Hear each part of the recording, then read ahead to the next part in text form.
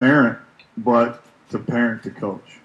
And one of the reasons why I'm speaking to 11, 12 schools every year is because of this very, very topic. We got a lot of coaches who are leaving the game of basketball, leaving the game of football, leaving athletics in general because they're tired of the crap. And we figured out yesterday that Stanley County's head girls coach, when we figured out all the time that he spent in the off season doing open gyms, weight room, camps, and then all the time in the season, he was making $5.15 an hour. That's $3 less than minimum wage, so that people could go to the coffee shop and talk crap about him, say bad things about him, talk each other about how much of an idiot he is or whatever. It's the most scrutinized position in any small community, but yet it's the most underpaid. And so when we're doing these things, we're basically asking people to not coach, and that's what's happening right now.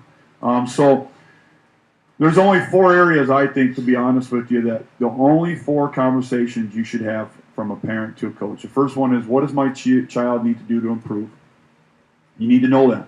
Get your coach's opinion. You need an evaluation from the coach. The second was, how can I help the program? What can I do to make this better for you as a coach? What can I do to help you out to make everything a little bit better for everybody else involved, which is extremely important. What is my role, just like a kid or an athlete, as a parent in your program? Where are my parameters? What can I do? What should I not do?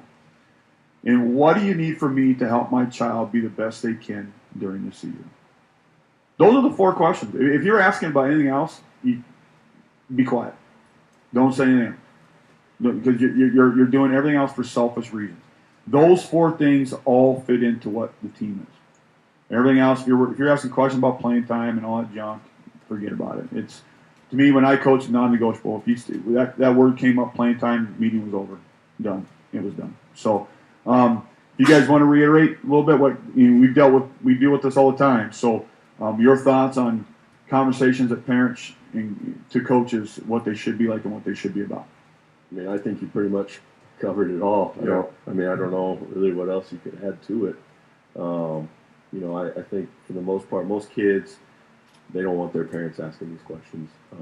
I don't know a kid that would say that. And then on the same side, you talked about playing time. It goes back to kind of the first few subjects that we talked about. What was the worst question you hated? What can I do to play more? What can I do to play more, right? Yeah. I think more kids are going to be happier when they're winning because of their role that they're in, rather than, hey, yeah, we went 4-24 and scored 20 points a game. Well, what do you do, man? Congratulations.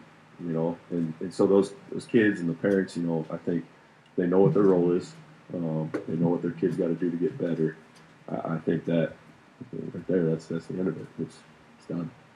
And just like we talked about doing, I think those four questions are perfect because it reiterates, being a role model, showing the kids that the program is the most important thing, the team is the most important thing. If you're just worried about them, they see that, they see that. Then they start to think that, oh, well, it is all about me. It's not. Basketball's a team game.